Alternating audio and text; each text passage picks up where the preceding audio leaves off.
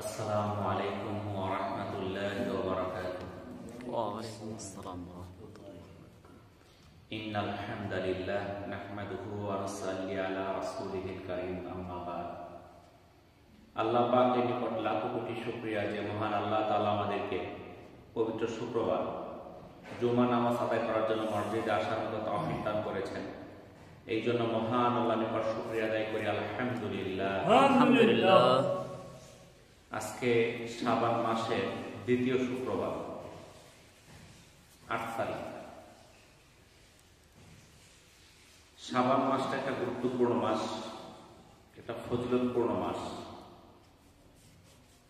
এই মাসে একটা বিশেষ রাত্রি আছে, আমরা যাকে লাইলাতুল বরাত নামে অভিহিত করি, যেটা আগামী শুক্রবার দিবাগত রাত। তো এই লাইলাতুল বরাতের আলোচনা করতে গেলে এখানে অনেকেই এটা বিপক্ষে বলে, কেউ পক্ষে বলে। তো এই লাইলাতুল বরাত আছে কি নাই এই সম্বন্ধে জানতে হলে আমাদের বিস্তারিত আলোচনা শুনতে হবে। এই ১-২ লাইন শুনে কিংবা ১-২টা হাদিসের আলোকে সকল কিছু ব্যাখ্যা করা যাবে না। এটা সম্বন্ধে আমাদের বিস্তারিত জ্ঞান অর্জন করতে হবে। এই লাইলাতুল বরাত কি, এটা আছে কি নাই, এটার মধ্যে কোনো আমল আছে কিনা, আমাদের কোনো করণীয় আছে কিনা, আমাদের কোনো বর্জনীয় আছে কিনা, এটা আমাদের জানতে হবে। কারণ আমরা দুনিয়ার সবকিছু জানার জন্য আমরা চেষ্টা করি। আমরা লেখাপড়া চাকরি করতে যাই, অনেক কিছু আমরা জানি। চাকরি পাওয়ার জন্য ইন্টারভিউ দিতে হবে, অনেক জ্ঞান, সাধারণ জ্ঞান, দেশের বাইরে অনেক কিছু আমরা জ্ঞান অর্জন করি একটা চাকরি ইন্টারভিউ পাস করার জন্য। আমার ফসলটা যেন ভালো হয় এই জন্য আমি জ্ঞান অর্জন করি। কোন সময় লাগাইতে হবে, কোন সময় সার দিতে হবে, কোন সময় বীজ দিতে হবে, কোন সময় কাটতে হবে, এই জ্ঞান অর্জন করি। আমি ব্যবসা পরিচালনার জন্য আমি জিজ্ঞাসা করি কোথায় গেলে আমি কম দামে কিনতে পারবো, কোথায় গেলে বেশি দামে বিক্রি করতে পারবো, কি করলে লাভ বেশি হবে, সব শেখার চেষ্টা করি।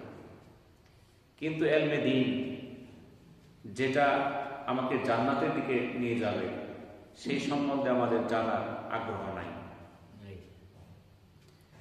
তো আরবিতে লাইলাতুল বারাত এর অর্থ হলো মুক্তির রাত,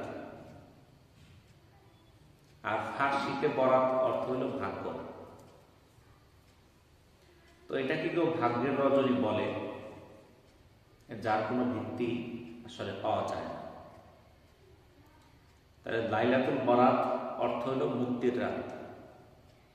হাদিসের পরিভাষায় লাইলাতুল বরাত নামে কোনো শব্দ নাই। হাদিসের পরিভাষায় নামাজ নাই, রোজাও কিন্তু নাই। হাদিসের পরিভাষা হলো সালাত, সালাতের ফার্সি শব্দ হলো নামাজ। এক এক দেশের এক এক ভাষা, ভাষার জন্য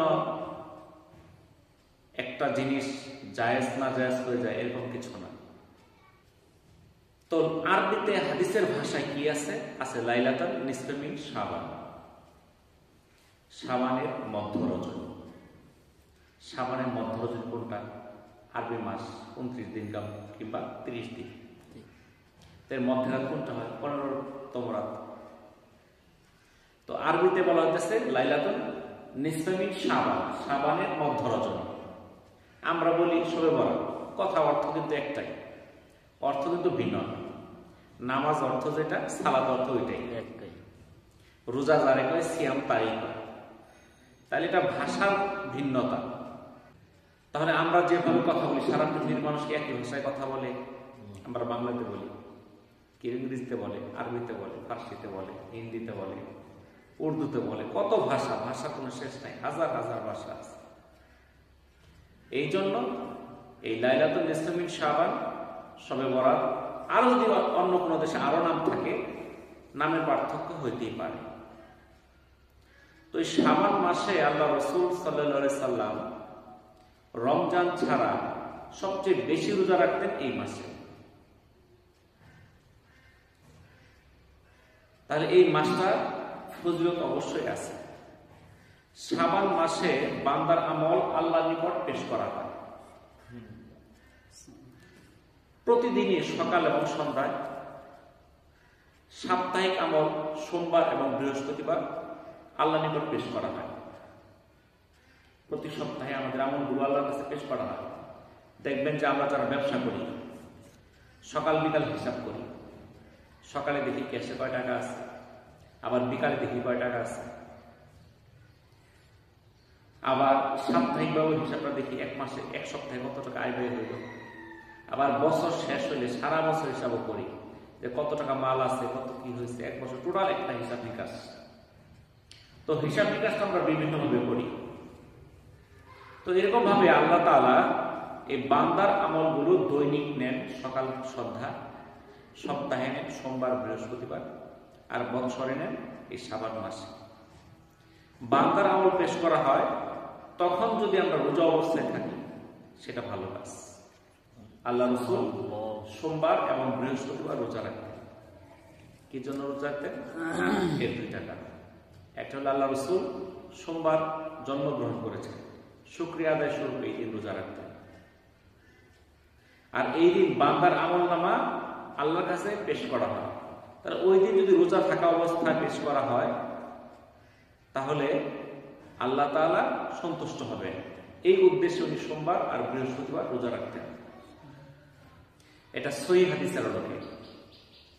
তো শাবান মাসের যে আমলগুলো আছে, এখানে কি কি আমল আছে? এখানে সহিহ হাদিসের কিছু বর্ণনা আছে, কিছু জয়ীফ হাদিস আছে, কিছু জাল বানানো হাদিসও আছে, কিছু মিথ্যা কথাও আছে। তো আমাদের সব পৃথক করতে হবে, সঠিকগুলো গ্রহণ করতে হবে, যেগুলো বর্জনীয় এগুলো বর্জন করতে হবে। তাহলে আমার আমলটা যেই সময় আল্লাহর কাছে পেশ করা হবে ওই অবস্থায় যদি আমি রোজা থাকি, তাহলে আমার আমলটা গ্রহণযোগ্য হওয়ার সম্ভাবনা বেশি।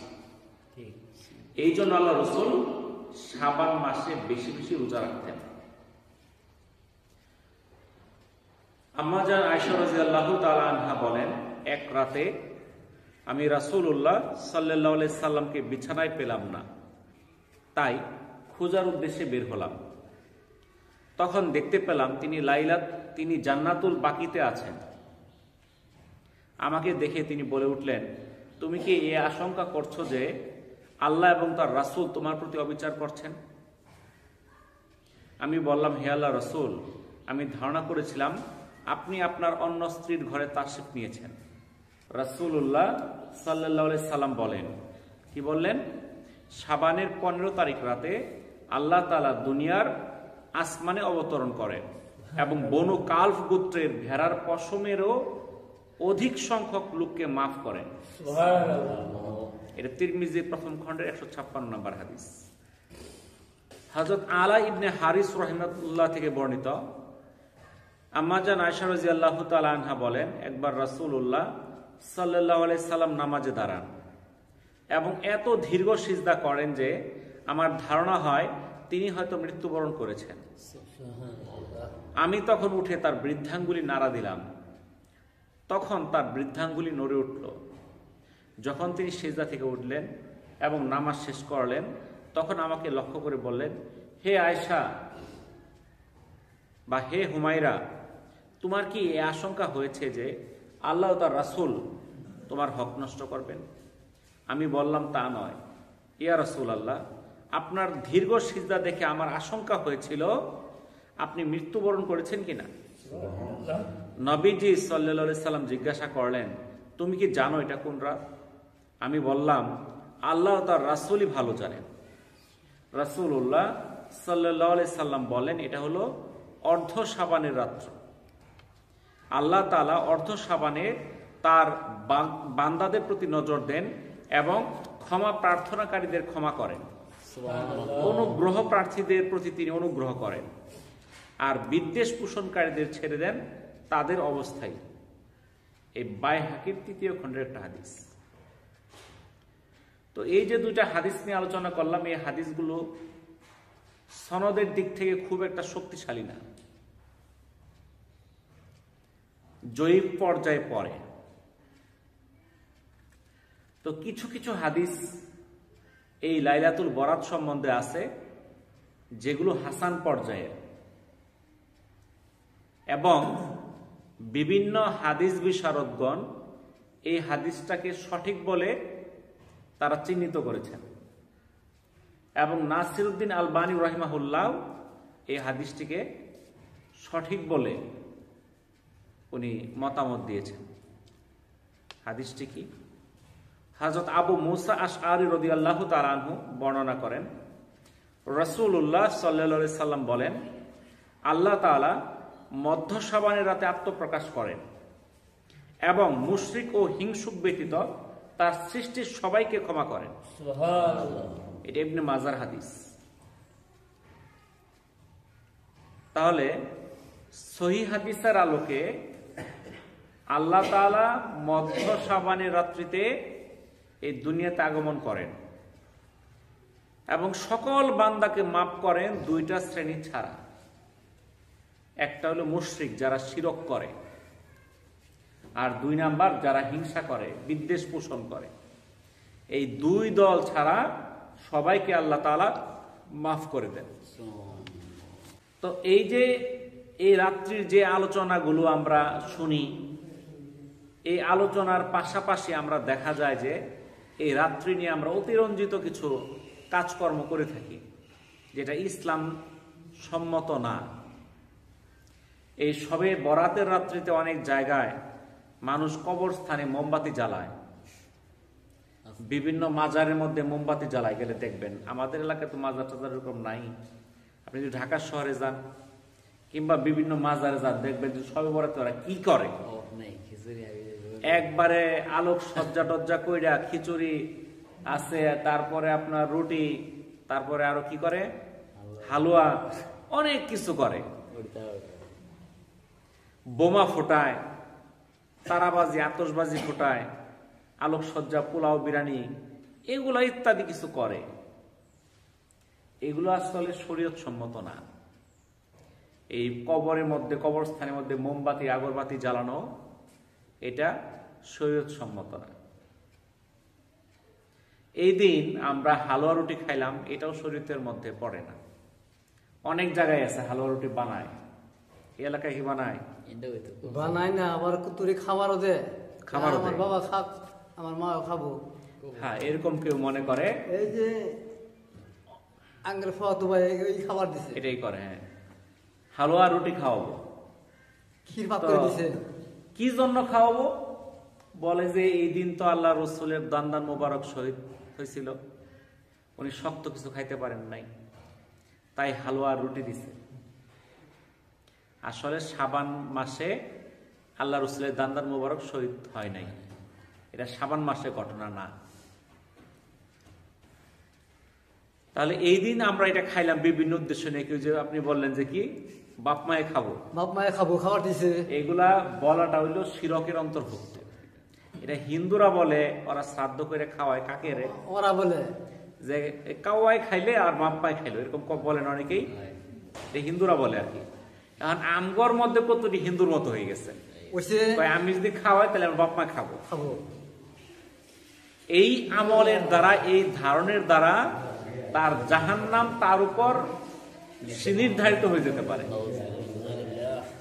তাহলে এই রাত্রিতে এরকম কোন নিয়ম নাই যে আমার হালুয়া রুটি খাইতে হবে, গোসল করতে হবে, যত ফোঁটা পানি পড়বে ততগুলা নাকি, এই মন গড়া হাদিস নিয়ে চলবে না। বুঝতে পারছেন তো? এগুলো মন গড়া। তো এই রাত্রিতে আমাদের কি কি আমল, এই সঠিক আমলগুলো জানতে হবে। আবু আব্দুর রহমান আব্দুল্লাহ ইবনে মাসুদ রাদিয়াল্লাহু তাআলা আনহু বলেন, রাসূলুল্লাহ সাল্লাল্লাহু আলাইহি সাল্লাম যিনি সত্যায়নকৃত সত্যবাদী ছিলেন, তিনি আমাদের বলেছেন, নিশ্চয় তোমাদের প্রত্যেক মানুষের সৃষ্টি তার মায়ের পেটে 40 দিন শুক্ররূপে জমা থাকে, অতঃপর 40 দিন জমাট বাঁধা রক্তপিণ্ডে পরিণত হয়, তারপর 40 দিন মাংসপিণ্ডে পরিণত হয়, তারপর তার কাছে ফেরেশতা প্রেরিত হন, ফেরেশতা তার ভেতর রূহ ফুঁকে দেন, তাকে 4টি বিষয় লিখে দেওয়ার জন্য নির্দেশ দেওয়া হয়, জীবিকা, বয়স, আমল ও সৌভাগ্য দুর্ভাগ্য। এটা সহিহ বুখারীর 3208 নম্বর হাদিস, বুখারী শরীফের হাদিস। আমরা যখন মায়ের পেটে ছিলাম তখন ফেরেশতা আল্লাহ তাআলা আমাদের কাছে পাঠাইছে। তখন কয়টা জিনিস লিখে দিছে? 4টা জিনিস। জীবিকা আমি কি করে খাবো? চাকরি করে খাবো, নাকি কৃষিকাজ করে খাবো, না ব্যবসা করে খাবো? এই জীবিকা আমার জন্য লিখে দেওয়া হয়েছে। বয়স কত বছর আমি বাঁচবো, কি আমল করব, আমার সৌভাগ্য কি আছে, দুর্ভাগ্য কি আছে, সব লিখে দেওয়া হয়েছে। আব্দুল ইবনে আমর ইবনে আস রাদিয়াল্লাহু তাআলা আনহু থেকে বর্ণিত, রাসূলুল্লাহ সাল্লাল্লাহু আলাইহি সাল্লাম বলেছেন, আসমান সমূহ ও জমিন সৃষ্টির 50,000 বছর পূর্বেই আল্লাহ তাআলা স্বীয় মাখলুকাতের তাকদীর ও ভাগ্য লিখেছেন। এটা সহিহ মুসলিমের 2653 নম্বর হাদিস। তাহলে আমাদের ভাগ্য কবে লেখা হয়েছে? এই সহিহ মুসলিমের হাদিস মোতাবেক আসমান জমিন সৃষ্টির 50,000 বছর আগে মাখলুকাতের ভাগ্য বা তকদির লেখা হয়েছে। সূরা হাদিদের 22 নম্বর আয়াতে আল্লাহ তাআলা বলেন, পৃথিবীতে এবং তোমাদের উপর যে বিপদ আসে তা পৃথিবীর সৃষ্টির পূর্বেই কিতাবে লিপিবদ্ধ করা হয়েছে। নিশ্চয় এটা আল্লাহর কাছে খুবই সহজ। যদিও আমার কাছে চিন্তায় কঠিন আসে, এটা কিভাবে সম্ভব? আল্লাহ তাআলাই আসমান জমিন সৃষ্টির 50,000 বছর কিভাবে লিখলেন? কিন্তু এটা আল্লাহ তাআলার কাছে খুবই সহজ। আমাদের কি বিপদ আসবে, আমি কতদিন বেঁচে থাকব, এই সব কিছু লেখা আছে কিতাবের মধ্যে। সূরার 30 নম্বর আয়াতে আল্লাহ তাআলা বলেন, তোমাদের উপর যে বিপদ আসে তা তোমাদের কৃতকর্মেরই ফল এবং তোমাদের অনেক গুনাহ তিনি ক্ষমা করে দেন। আল্লাহ তাআলা প্রথমে কলম সৃষ্টি করেছেন, অতঃপর কলমকে বলেছেন লেখো। কলম বলল, হে রব, কি লিখব? তিনি বলেন, কিয়ামত পর্যন্ত প্রত্যেক জিনিসের তাকদীর লেখো। এটা সুনানে আবু দাউদের 4700 নম্বর হাদিস। সূরা হজের 70 নম্বর আয়াতে আল্লাহ তাআলা বলেন, তুমি কি জানো না যে নভমণ্ডল এবং ভূমণ্ডলে যা কিছু আছে আল্লাহ সবকিছুই জানেন। নিশ্চয়ই এসব কিতাবে লেখা আছে, অবশ্যই এটা আল্লাহর কাছে সহজ। এই যে ভূমণ্ডল দেখতেছি আমাদের চারপাশে, আর নভমণ্ডল আপনারা দেখছেন, চন্দ্র সূর্য গ্রহ নক্ষত্র, এখানে কি অবস্থা আমরা দেখছি। এই সকল কিছুই সম্পর্কে আল্লাহ তাআলা জানেন। এই সবই কিতাবে লিপিবদ্ধ আছে। তো আমরা অনেকেই মনে করি যে লাইলাতুল বরাতের মধ্যে আমাদের ভাগ্য লেখা দেওয়া হবে। আগামী 1 বছর আমি ভালো থাকবো না মন্দ থাকবো, আমি ভালো খাবো না মন্দ খাবো, টাকা পয়সা কম ইনকাম হবে না বেশি ইনকাম হবে, এই রাত্রে বরাদ্দ হবে, অতএব এই 1 রাত্র আমি ইবাদত করে সব বাজেট করে ফেলাম, পরে যা খুশি তা করে করলাম। এই কথার কোনো ভিত্তি নাই। আর এই কথার কারণে আজকে আমরা শবে বরাতের রাত্রিতে মসজিদে মানুষ হাঁটে না। কি ভাগ্য লিখব? কিন্তু শবে বরাতের রাত্রিতে ভাগ্য লেখা হবে এরকম কোন সহিহ হাদিস বা কোরআনের কোন আয়াত লিপিবদ্ধ নাই। আমরা ভাগ্যের লোভে সবাই এই রাত্রে হাজির, যে এই রাত্রে আমি 1 রাত্রে ইবাদত করে আল্লাহর কাছে সব চাই নিয়ে পরে যা করা সব করে ফেলবো। কিন্তু আমি আগামীকালকে কি করব, পরশুদিন কি করব, এটা কি আল্লাহ তাআলা জানেন না?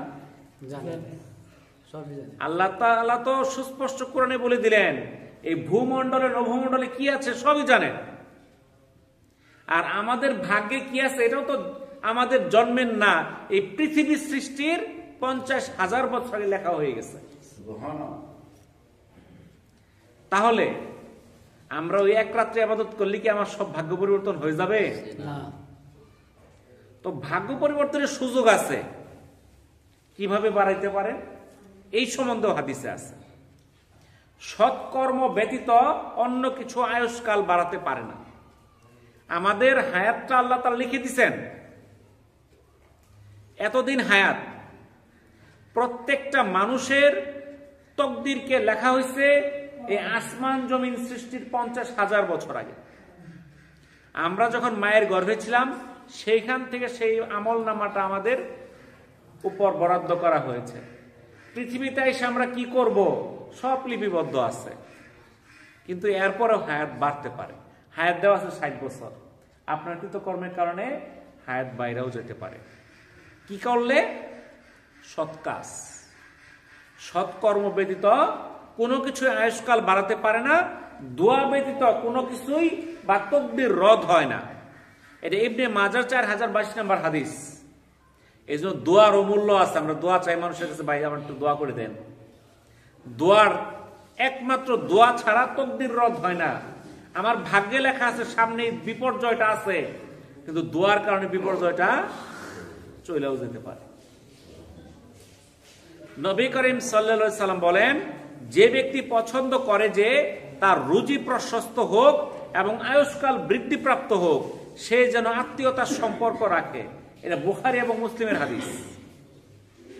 তাহলে আমাদের রুজি কিন্তু লিখে দেওয়া হয়েছে, আমাদের ভাগ্যে লেখা আছে জন্মের আগেই। আমার আয়ুষ্কাল লেখা আছে, কিন্তু এটাও পরিবর্তন হতে পারে। আমাদের রুজি বৃদ্ধি হইতে পারে কি করলে? যদি আত্মীয়তার সম্পর্ক বজায় রাখা হয়, তাহলে কি হবে? রুজি প্রশস্ত হবে এবং আয়ুষ্কাল বৃদ্ধি পাবে।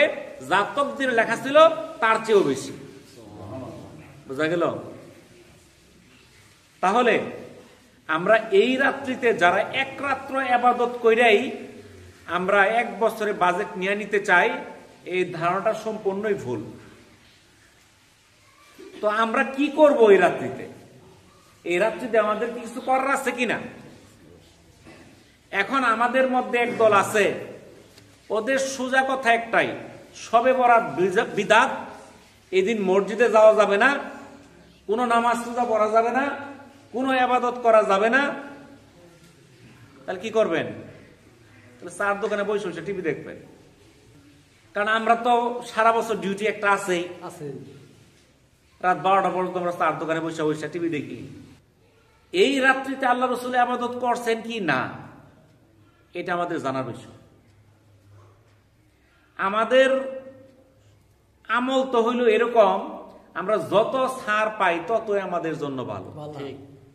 কাজ করে কিছু পাইতে চাই না, খালি মানে কম কাজে বেশি মুনাফা কোনটা এটা আমরা খুঁজি। তো আল্লাহ রাসূল এই শাবান মাসে আমল কিরকম করতেন এই সম্পর্কে একটা হাদিস। আম্মাজান আয়েশা রাদিয়াল্লাহু তাআলা আনহা বলেন, আমরা রাসূলের ইবাদত দেখে আমল দেখে বুঝে যেতাম রজব মাসে চাঁদ উঠছে। রজব মাসে চাঁদ উঠা বুঝতো কিভাবে? রাসূলের আমল দেখে বুঝে যেত রজবে চাঁদ উঠে গেছে, মানে আমল শুরু করে দিত বেশি। রজব মাসে যে আমল করতেন তার চেয়ে বেশি আমল করতেন শাবান মাসে। শাবান মাসে যে পরিমাণ আমল করতেন রমজানে আরো বেশি আমল করতেন। মানে আমলটাকে বেশি বাড়ানোর জন্য আগের থেকে একটা প্রস্তুতি নেওয়া, একটা প্রস্তুতি শুরু করছেন। আল্লাহ রাসূল শাবান মাসের প্রতি রাত্রে ইবাদত করছেন এবং কি অধিকাংশ দিনগুলোতেই রোজা রাখছেন। এখন আমাদের বলে এই সব রাতে রোজা পারবি না, এই রোজা রাখা হারাম, নিষেধ। আল্লাহ রাসূল তো সারা মাসে রাখছে। শাবান মাসে রমজান ছাড়া সবচেয়ে বেশি রোজা রাখছে যে মাসটা, সেটা হলো শাবান। আর আমাদের মধ্যে কেউ কেউ আছে রোজা রাখলে না করে, রোজা রাখা নিষেধ। যেই মাসে আল্লাহ রাসূল প্রত্যেক রাত্রে ইবাদত করতেন, ওই রাত্রেটাই মসজিদে ঢুকিস না, নামাজ পড়া পাবি না, গুনাহ হবে। বলেন নাউজুবিল্লাহ। তো আমাদের তো উচিত ছিল সারাটা শাবান মাস আমাদের রাত্রি ইবাদত করা, সারাটা মাস রোজা রাখা। তাইলে আমরা আমল করলে যদি কেউ না করে তাহলে তো সমস্যা। তো আপনারা দেখবেন আল্লাহ রাসূল কি করছে। আল্লাহ রাসূল প্রত্যেক রাত্রিতে ইবাদত করছে। আমরা শাবান মাসে প্রত্যেক রাত্রিতে ইবাদত করার চেষ্টা করব। এখন অন্তত একটা রাত্র যারা কেউ মসজিদে আয়ে ওই একটা দিন তো টিভি দেখার গুনাহ থেকে বাঁচলো, কি কম? সারা মাস টিভি দেখছে, একটা দিন টিভি না দেখে মসজিদে আইছে, তা তো একটা দিনের গুনাহ কমছে নাকি বলেন? আর রোজা রাখার আমলটা সহিহ হাদিস অনুযায়ী প্রতি মাসে 13, 14, 15 আইএমএ বীজের নফল রোজা, যেটা আল্লাহ রাসূল রাখতেন, এটা সুন্নাত। আইএমএ বিজের নফল রোজা, যেহেতু আল্লাহ রসুল করছেন অতএব এই নফলটা আমাদের জন্য সুন্নত, আল্লাহ রসুল আদায় করছে, তাহলে আমরা এই রোজাগুলো আদায় করব। এই রোজাটা কবে? আগামী বৃহস্পতি, শুক্র, শনি, কয়দিন? 3 দিন। 3 দিন। আজকে শুক্রবার, আগামী বৃহস্পতিবার, শুক্রবার, শনিবার, এই 3টা দিন রোজা রাখতে হবে। এটা হলো আইএমএ বীজের নফল রোজা। সেহরি খাইতে হবে কি বারে? বুধবারে। মনে থাকবো? ইমাম সাহেব আবার বলে দিবেন আগামী বুধবারে। আগামী বুধবারে সেহরি খাইতে হবে, রোজা রাখতে হবে বৃহস্পতিবার, শুক্রবার, শনিবার। এই 3টা হলো আইএমএ বীজের নফল রোজা।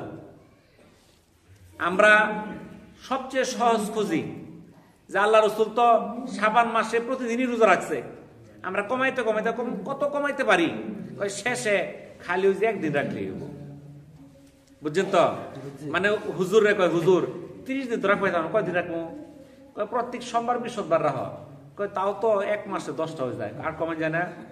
কয় 13, 14, 15 রাখ। কয় আর কমাই যায় না? কয় 15 তারিখটা রাখ। কয় আর কমাই যায় না? আর কোন তো রোজা হইতো না। আচ্ছা ঠিক আছে, তার যেহেতু রোজা হইতো না একটাই রাখি। বুঝছেন তো?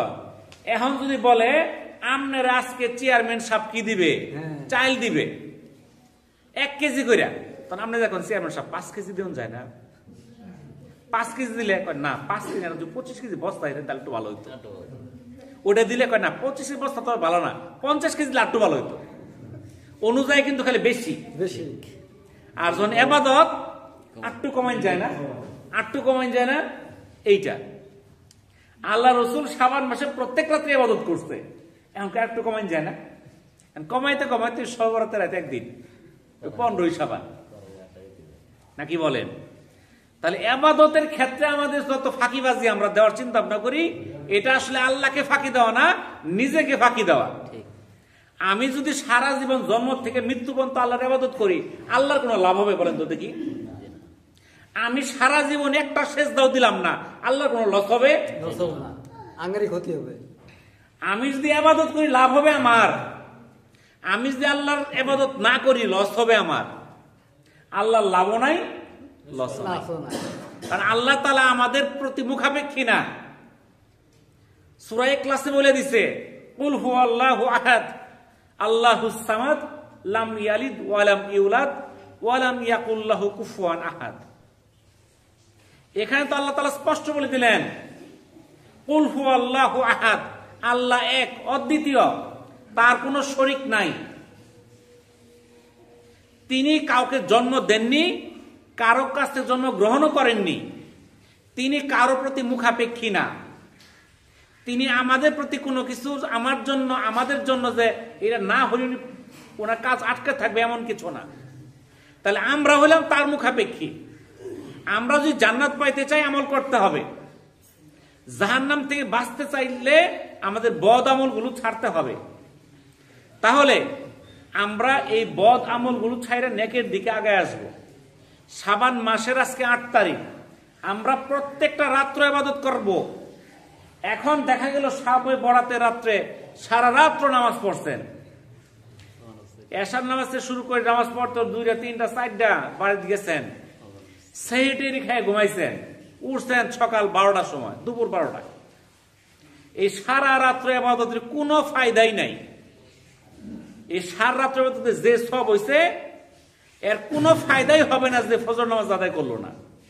কারণ ফজরটা তার জন্য ফরজ, সারা রাত্র নফলটা ফরজ না।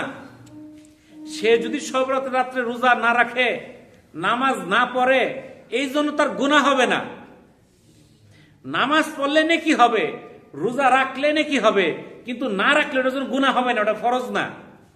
কিন্তু আপনি যে ফজরটা ছেড়ে দিলেন এটা তো ফরজ, এটা তো ছেড়ে দিলে গুনাহ হবে। এই তো গুনাহ হবে, গুনাহ হতো না? এই তো ছাড়লে গুনাহ হবে। তাহলে এই যে আমরা যে কাজগুলা করি অধিকাংশতেই আমরা দেখা যায় সব রাত্রে মসজিদে আসি, আয়সা রাত 2টা 3টা পর্যন্ত জিকির আজকার কইরা যায় ঘুমাই, 10টার সময় উঠি। তাহলে এইটার দ্বারা কিন্তু কোনো ফায়দা হবে না, আসবে না। তাহলে আমাদের কি করতে হবে? শবে বরাত বলতে লাইলাতুল নিসফে মিন শাবান, শাবানের মধ্য রজনী। এই দিন আল্লাহ তাআলা প্রথম আসমানে আসেন। এই হাদিসটা সহিহ। এই সম্পর্কে বিভিন্ন হাদিস বিশারদ মত দিচ্ছেন যে এই রাত্রিতে আল্লাহ তাআলা প্রথম আসমানে আসেন এবং দুই শ্রেণীর লোক ছাড়া সবাইকে মাফ করে দেন।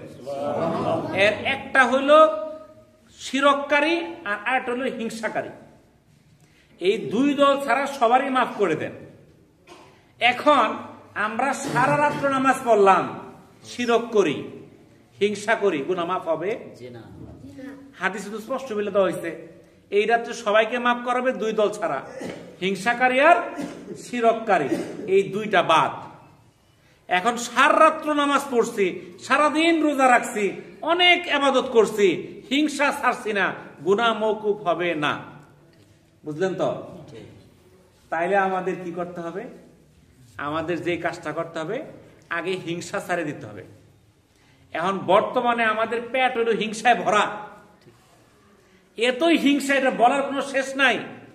একটা লোক ভালো হয়ে গেলে আমরা দুই চোখে দেখতে পারি না, আমাদের কাছে অসহ্য হয়ে যায়। ওই আমার চেয়ে কেন ভালো হয়ে যাবে, তার ছেলে আমার ছেলের চেয়ে কেন ভালো হয়ে যাবে, তার মেয়ে আমার মেয়ের চেয়ে কেন ভালো হয়ে যাবে, শুধু হিংসা আর হিংসা। এই হিংসা যদি থাকে তার গুনাহ মওকুফ হবে না। আর শিরক যারা করে, আল্লাহর সঙ্গে অন্য কাউকে শরীক করে প্রকাশ্যে বা গোপনে, তাদের গুনাহ মাফ হবে না। এই কাজের মধ্যেও অনেকে আমরা জড়িত হয়ে পড়ি। এই জন্য আমরা, যেহেতু সেই রাত্রিতে আল্লাহ তাআলা আমাদেরকে সাধারণ ক্ষমার ঘোষণা দিচ্ছেন, তাহলে সেই সাধারণ ক্ষমা পাইতে হইলে আমরা আল্লাহর কাছে কান্নাকাটি করব, যদি শিরক গুনাহ কইরা থাকি আল্লাহ তাআলা আমাকে মাফ করে দাও, তুমি ছাড়া আমাদের কোনো ইলাহ নাই। আমরা বেশি বেশি সূরা ইখলাস পাঠ করব। এই সূরা ইখলাস হইল শিরক থেকে মুক্তি পাওয়ার একটা সূরা। এটা হলো আল্লাহর একত্ববাদের একটা সূরা। এই সূরা ইখলাসটা এটা দামি সূরা, যেটা মাত্র 3 বার পড়লে একবার কোরআন খতমের সওয়াব আপনার আমলনামায় লিখে দেওয়া হবে। এই সূরাটা আমরা বেশি বেশি পাঠ করব। আর মনের মধ্যে যত যার প্রতি রাগ, গুসা, ক্ষোভ আছে, আমরা সব ঝাড়িয়ে ফেলাই দিব। মাথার মধ্যে বাড়ি মারছিল একদিন, মনের মধ্যে কষ্ট পাইছে, আঘাত লাগছে, আজকাল রাত্রে মাফ করে দেই যে হে আল্লাহ, আমি ছেড়ে দিলাম, তার প্রতি হিংসা বিদ্বেষ ছেড়ে দিলাম। সে আমাকে কোনোদিন কষ্ট দিছিল কথা দিয়া, 2টা গালি দিছিল বা অন্য কিছু বলে আমার মনে কষ্ট দিছিল, আমি হিংসা ছেড়ে দিলাম। আমি যদি ছাড়তে পারি, আমি সাধারণ গুনাহ থেকে মওকুফ পাই যাব। আর এই হিংসা রাইখা সারা রাত্র নামাজ পড়লে কোনো ফায়দা হবে না। বুঝেছেন তো শবে বরাতের কাজটা? তাহলে এই 2টা জিনিস আমার মনে থাকতে হবে। এই শবে বরাতের রাত্রিতে, যেহেতু এই নিসফে মিন শাবান মধ্য রজনী, এই শাবানের মধ্য রজনীতে আল্লাহ তাআলা সকল বান্দাকে মাফ করবেন, তাহলে ওই রাত্রিতে আমাদের ইবাদত করা দরকার। কি জন্য দরকার? আমাদের তো ঘোষণা দিচ্ছেন আমরা এই রাত্রিতে আল্লাহ তাআলা মাফ করে দিবে। তাহলে আমি যদি ইবাদতের মধ্যে থাকি, আল্লাহ তাআলা কি আমার প্রতি খুশি হবে না? যারা মনে করে এই রাত্রে ইবাদতই করা যাবে না, এটা সম্পূর্ণ নিষিদ্ধ কথা। ইবাদত আমাদের জন্য সারা বছর খোলা, আমি যখন খুশি তখন ইবাদত করব। তাহলে এই রাত্রে ইবাদত করতে কোনো বাধা বিপত্তি নাই। তবে আমরা যে ইবাদত গুলো করি, এই যে দলবদ্ধ হইয়া, এর চেয়ে ভালো হলো একাকী একাকী ইবাদত করা। আপনি একাকী বৈশা 2 রাকাত নামাজ পড়েন, আপনি কান্নাকাটি করেন, আল্লাহর কাছে চান। আল্লাহ তাআলা রাত্রিবেলা, প্রতিটা রাত্রিতেই এই প্রথম আসমানে আসেন, আয়েশা বলেন, হে আমার বান্দারা, তোমরা আমার কাছে চাও, কি চাও, কার কি দরকার, কার কি অভাব অভিযোগ চাও, আমি দিব। কিন্তু আমরা ঘুমাই, কেউ টিভির সামনে বসে নাই। তাহলে রাত্রির 1/3 কয়টার সময় যায়? 11টা 12টা, ওই পর্যন্ত তো আমরা টিভির সামনে থাকি। আমরা তো তখন আল্লাহর কাছে চাই না। তো চাইলে তো আল্লাহ তাআলা মাফ করবে, না চাইলে মাফ করবে? চাইতে হবে। এই জন্য আমরা এই যে আগামী শুক্রবার দিবাগত রাত লাইলাতুল নিসফে মিন শাবান, শাবানের মধ্য রজনী, আমরা যারে ডাকি শবে বরাত, ওইটা আগামী কি বার? শুক্রবার দিবাগত রাত। রোজা রাখতে হবে কি বার? বুধবার না, বৃহস্পতিবার, শুক্রবার, শনিবার। সেহরি খাইতে হবে বুধবারে। ইনশাআল্লাহ আমরা রোজাগুলো রাখার চেষ্টা করব, কারণ আল্লাহ রসুল এই মাসে সবচেয়ে বেশি রোজা রাখছে রমজান ছাড়া। প্রত্যেক রাত্রে আমরা ইবাদতে মশগুল থাকব, আমরা বেশি বেশি ইস্তেগফার পাঠ করব। আস্তাগফিরুল্লাহ, আস্তাগফিরুল্লাহ, আস্তাগফিরুল্লাহ, এটা বেশি বেশি পাঠ করব। সূরা ইখলাস বেশি বেশি পাঠ করব। আর এই রাত্রিতে অনেকে নামাজ পড়ে, এসে বলে হুজুর একটু নিয়তটা করে দেন। কেমনি নিয়তটা? আর রোজা নামাজটা পড়ার সিস্টেমটা কি? তো এই যে সমস্যাটা, নামাজের নিয়ত হলে নিয়ত করলাম 2 রাকাত নফল নামাজ, এর শেষ, আর কোনো আলাদা কোনো নিয়ত নাই। 2 রাকাত করে নফল নামাজ পড়বেন। কোন সূরা কি আপনি যেটা পান ওটা দিয়ে পড়বেন। কেউ যদি কয় আগে ফাতিহা, পরে এটা, পরে 2 বার, পরে 5 বার, পরে 7 বার, এগুলোর বানানো কথা, একটাও হাদিসে নাই। আমরা সারা জীবন যেভাবে নামাজ পড়ছি ওই একই নামাজ, ওর মধ্যে কোনো ভিন্নতা নাই। 2 রাকাত করে যার যেটুকু সাধ্য কুলায় নামাজ পড়ে আল্লাহর কাছে কান্নাকাটি করে ঘুমাই যাবেন, আবার ফজর সময় নামাজ পড়ে আবার বাড়িতে চলে যাবেন। কিন্তু সারা রাত্র নামাজ পড়ে ফজরকে কেউ ধ্বংস করবেন না। তো এই যে আমরা আলোচনাগুলো শুনলাম, আল্লাহ তাআলা আমাদেরকে আমল করার তৌফিক দান করুন। আমিন। এবং আপনারা সবাই বাড়িতে যায়, আপনাদের বাড়িতে যারা মহিলা আছে তাদেরকে বলে দিবেন আগামী বুধবার কি করতে হবে, সেহরি খাইতে হবে। তাহলে রান্নার আয়োজনটা তারা করবে, আমরা হয়তো ভুলে যাবো আগামী বুধবার আইতে আইতে। আমাদের মনে থাকে কোন দিন, ওই যে এক রাত্রে আমাদের কোনো পরের দিন রোজা রাখতে। রোজা হলো 13, 14, 15। আইনে ভিজের নফল রোজা কত? 13, 14, 15। আগামী বুধবার সেহরি খাইতে হবে, বৃহস্পতি, শুক্র, শনি 3 দিন রোজা রাখতে হবে। বাড়িতে যে বলে দিবেন, আমরা যেন সবাই রাখতে পারি। আল্লাহ তাআলা আমাদেরকে সেই আইনে ভিজের নফল রোজাগুলো রাখার তৌফিক দান করুন। আমিন। ওয়া আখিরু দাওয়ানা আলহামদুলিল্লাহি রাব্বিল আলামিন। আসসালামু আলাইকুম ওয়া রাহমাতুল্লাহি ওয়া বারাকাতুহু।